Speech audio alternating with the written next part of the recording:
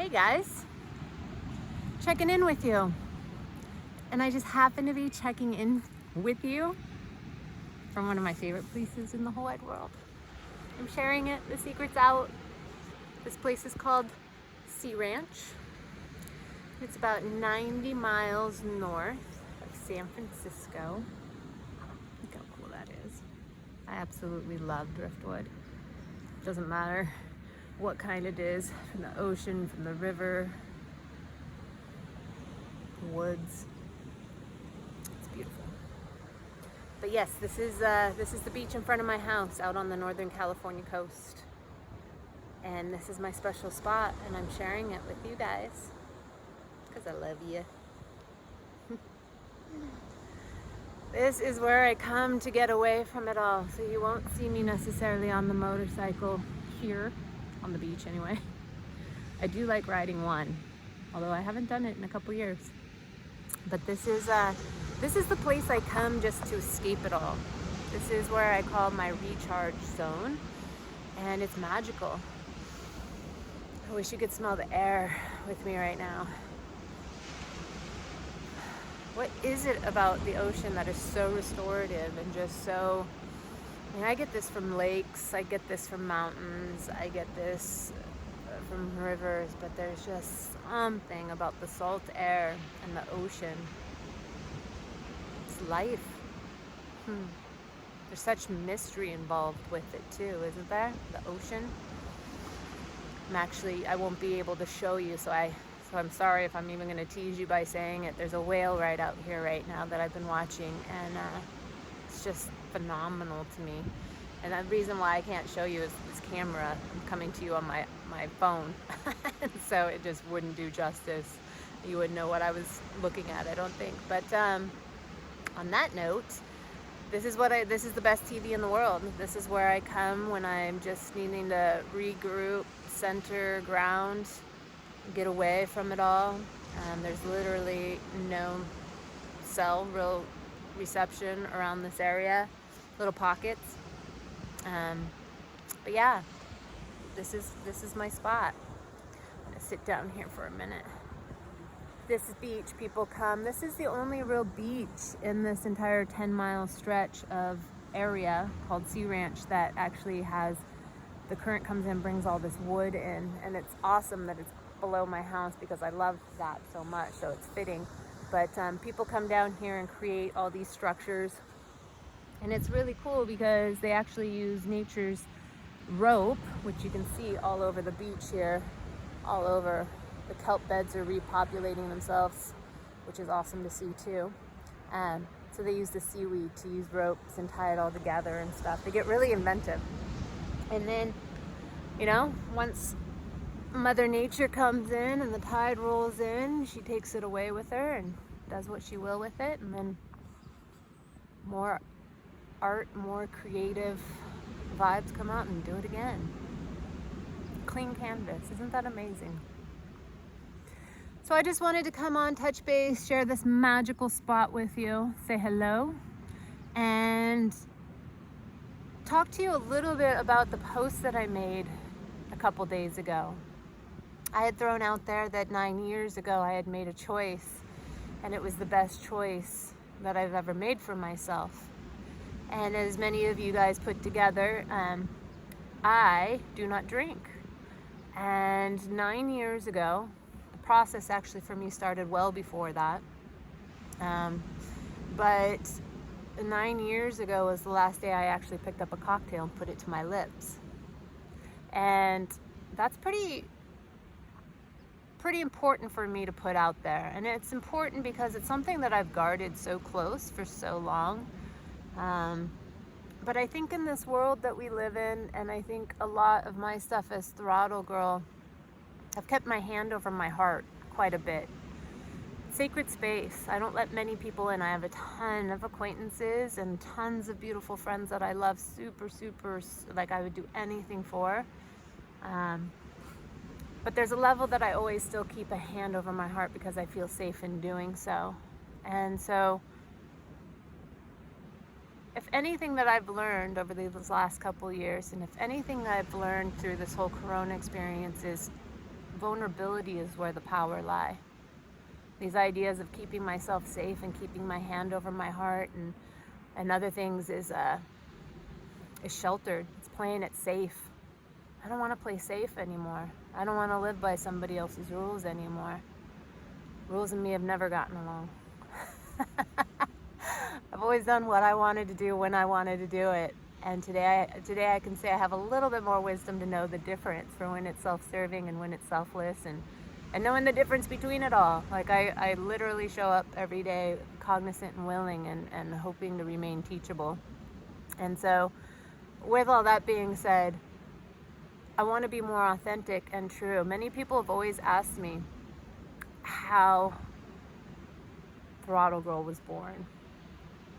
And the name Throttle Girl comes from an entirely different story in my life, and I'll get into that at another point. But when I was really having to look at my life and look at, I was a party girl and I loved partying. I had a lot of good times partying.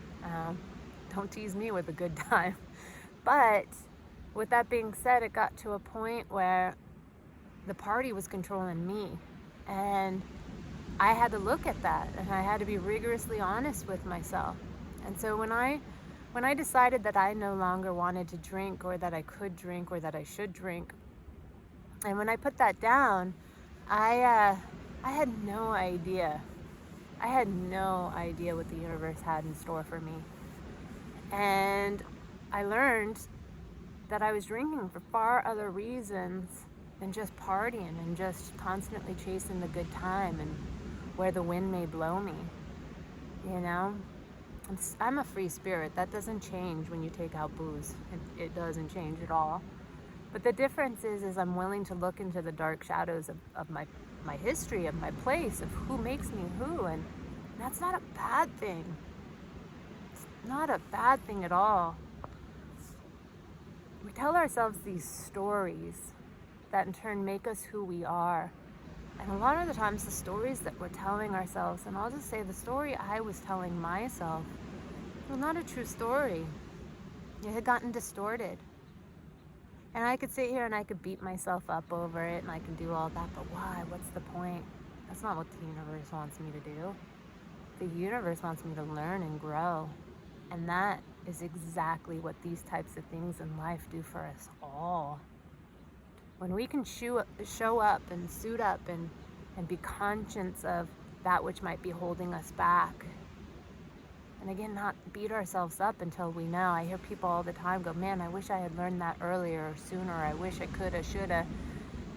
That's not the point. We get the lessons that we need when we get them because we're awake enough to see them. I got plenty of lessons over and over and over again. It wasn't until I was awake enough to go, holy smokes, did I see it, right? And so for me, breaking my hand from over my heart to let you all in a bit, to let you know that this was something in my life that I had to deal with, that this is something that actually made me stronger. It's a part of my history, it's a part of my past, it's a part of my being that helped me awaken to a next level, and that's pretty exciting. I wouldn't have said that 9 years ago. I was really ashamed. I was beaten. I didn't understand. For somebody like me who's a survivor, I was born a survivor. I was born that I had this, I got this, I don't need help, I don't need you, I don't need, I can do it, it's me, I got this. The person I can trust is me. And that's, those are part of the stories that just aren't true. I needed help, I needed to completely relearn patterns that maybe were not serving me. And so I went through the whole process of beating myself up quite a bit. Went through the shame that goes, that I think that we're getting better in it in society, which is pretty darn amazing. Pretty darn amazing. So many people are dealing with different things that they're afraid to feel, and puts them in situations. And I think the times are changing where vulnerability again is power. Surrender isn't the white flag out on the battlefield, you know, being weak or don't you have self-will, all of these things that you hear. No. Surrender is like cutting the shackles off of your soul when you say, I don't got this. I don't need this. Help. I'm not alone. Like, that surrender is so much softer, and it's what we all have a choice to do in so many different things in our lives. And for me, alcohol was one of them. I'm not going to say that's the only thing I've had to cut, right? But again, that is where the magic of change is. That's where the magic of birth is. That's where the magic of creativity is. That is where the magic of curiosity lies.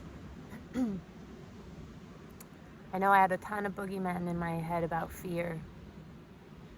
And you know what? Every single fear that I've ever stared straight down in the face takes a lot of courage, man. But every fear I've ever stared straight down and gotten into the kickboxing ring with, I've always come out the other side going, wow, I made you so big. Doesn't mean stuff's uncomfortable. But that again is where the growth lies, right? Like, we get so, like, the story, like, where did we learn that as humans? Where did we learn that to be uncomfortable is bad? To feel is bad?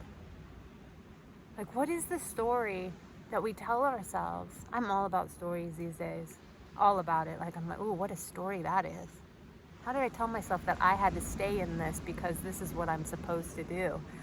How is it that somehow I've learned that I'm bad if I make this decision? Like, what are those stories we tell each other and ourselves? I think we live in times where everything is coming down. Old program, conditioned beliefs and thoughts. That doesn't mean don't take care of responsibilities. That doesn't mean show up. And that doesn't even mean don't fight for something if you know it's worth it. But I guess the difference is knowing if it's your story or if it's a story that you've been told socially, culturally, in your family, religion, whatever it may be. All stories. All stories. So that story I told myself 9+ years ago, I tried for 4 years before that to say enough's enough. And so 9 years ago when I finally said enough is enough and I meant it and I was brought to my knees emotionally, even further, I got closer to pray. And universe, spirit, creator, energy, source, whatever you choose to call it. For me, it's all of the above, depending on the situation. It's that all oneness of knowing the difference of it's not this or that, it's this and that. It's that space where love lives in between. And I'm not talking about the love that we've all learned and told ourselves the story about what love is supposed to be. I'm talking about true unconditional love. And that means showing up and suiting up and even feeding love to the fears in my head. Yeah, deep dive beyond the bike with Kelly. So now you know where I've been the last few years. Literally, another part of my life where I had to wake up, suit up, show up, choose for the first time in my life. Not for the first time, that's a lie. I've been asked to do it often, but this last 3 years ago, 4 years ago now, COVID's a blur, so it's really been 4 years, but 4 years ago when I took in my grandmother and I stopped my life as Throttle Girl and living off the bike and doing a lot of stuff that I was to do, it literally, it was like universe had said, we're going to show you unconditional love like no other, and you get to make this choice, but what you got coming down the pike is far different, and you need to be grounded, and this is how we're grounding you to take it all in. And in that period, I had to be rigorously honest with myself. What stories had I been telling myself over the last number of years in my life? What was serving me? What wasn't? How do I take care of my responsibilities but move forward in a different life? How do I face these fears and stand on the railing of the unknown and hurl myself off into the abyss blindly, only knowing that every other time I've ever done so, I've landed in a feather bed. And so I trust that this time is like no other. And so yeah, coming out of taking care of my grandmother, just when I thought I bought so many plane tickets of places I was supposed to be in South America and Europe and all these other places. So I have a stack of plane tickets and I have a stack of music festivals of live music I wanted to see this summer. And then Corona came. Corona said, oh no, sweetheart. Oh, you're not done yet. I was so excited to get back out there. And what I've really realized, people are like, how come you didn't ride this summer? How come you weren't out and about? And I was like, I'm still in my cocoon. And I'm still in my cocoon right now to a certain degree. Still. I needed to heal and process everything I had been through for the last 3 years and just how drastically my life had changed, which is not a bad thing. I shed a layer of skin. I grew more into who my soul wants me to be in the here and now. And it's amazing and it's profound. Do I know where I'm going still? Nope. But I'm standing on that railing and I am eager to jump off. When the time is right, I'm going to jump off and I'm going to trust that it's a feather bed I land into. So, still climbing up on that railing right now. I do know that the stack of plane tickets are still going to be good when we can move around the world. I do know that those music festivals are going to come back. And I trust and know that right now, this space that all of us individually and as a collective are being given to really quiet and listen and really pay attention to that which our soul is crying for. It's interesting, I do Reiki now, and also been working with some people on one-on-one opportunities and energetic healing work that I've been drawn to do, and it's pretty amazing. It seems like a lot of us that have been really asked to open up and awaken to another level in terms of just slow down and hold space and stay open. It seems like in the collective, to me, what I've observed is the harder we've been hit, the harder some have been hit, the more profound the opportunity for growth and expansion. And ultimately, at the end of the day, it's up to each of us if we choose it or not.